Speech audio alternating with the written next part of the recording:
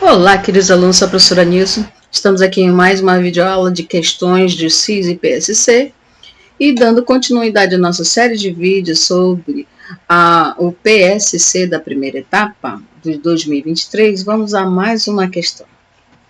Então vamos lá, ó. Nós temos aqui uma questão de geometria, né? Então vamos lá. Os triângulos ABC e PQR são congruentes. O perímetro do triângulo PQR é igual a 77 centímetros. Os lados do triângulo ABC medem, respectivamente, x mais 7, 3x mais 6 e 4x. Logo, o valor de x é igual a... E aqui nós vamos ter as alternativas, né? Então, vamos lá, vamos entender aqui. Primeiro, a gente precisa compreender o que é perímetro, né? O perímetro, ele é a soma dos lados de um triângulo. Então, ele está dizendo aqui, ó, primeiro, que os triângulos ABC e PQR são congruentes. O que são congruências, né? Os dois triângulos são congruentes se os lados correspondentes têm a mesma medida. Como assim? Então, por exemplo, aqui eu tenho dois triângulos. Então, se aqui desse lado, aqui nesse triângulo vermelhinho, eu tenho aqui um lado A. Aí, do outro lado, a medida também será A. Então, se esse lado aqui é o lado B, do outro triângulo também mede B, né? Os lados correspondentes.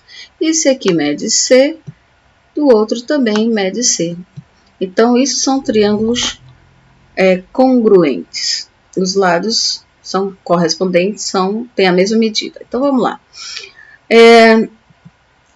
Como a gente tem aqui o perímetro do PQR, que é igual a 77, que é a soma dos lados desse outro triângulo, né, PQR, e ele diz que o outro triângulo, ABC, eles têm as medidas aqui, ó, 7, ou x mais 7, tem essa outra medida, 3x mais 6 e 4x. Então, ele deu os lados do triângulo ABC e do outro triângulo ele forneceu o perímetro, ou seja, a soma de todos os lados do triângulo PQR. Como eles são congruentes, então é como se fosse só um, né? Então, vamos lá fazer. Vamos pegar aqui a soma dos lados do triângulo ABC e igualar ao perímetro do triângulo PQR. Vamos lá? Olha só, eu tenho x mais 7, vou somar com 3x mais 6 e vou somar com 4x. E igualar a 77. Gente, muitas vezes o aluno, ele vê que essa expressão algébrica e não sabe que a igualdade numa equação é como se fosse uma balança, né? Então, vamos enxergar sempre assim. De um lado da balança, eu tenho 77 e de outro lado da balança, eu tenho toda essa expressão aqui. Então, o primeiro passo, nesse caso, é organizar aqui os termos semelhantes. Então, eu tenho 4x, vou somar com 3x e vou somar com x. Então, nós vamos ter um total de 8x. 4x mais 3x com x.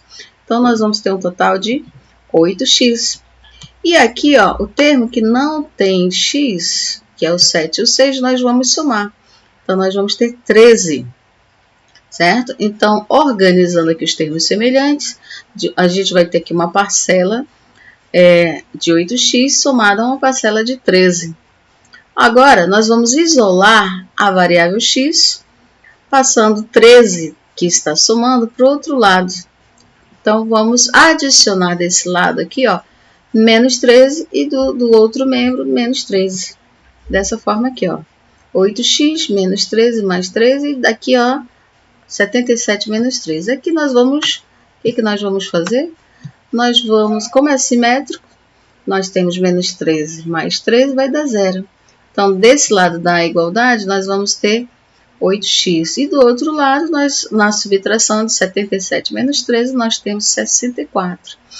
Isolando o x, esse 8 que está multiplicando, está aqui ao lado do x, nós vamos passar para o outro membro. Então, a gente divide, né, os dois aqui por 8, os dois membros por 8. Então, nós vamos obter essa igualdade. X igual a 64 dividido por 8. Por quê? porque a gente dividiu aqui por 8, né? 8 dividido por 8 deu 1, que eu não preciso colocar. E aqui também tem que ser 8, por isso a nossa expressão ficou assim. 64 dividido por 8 é 8.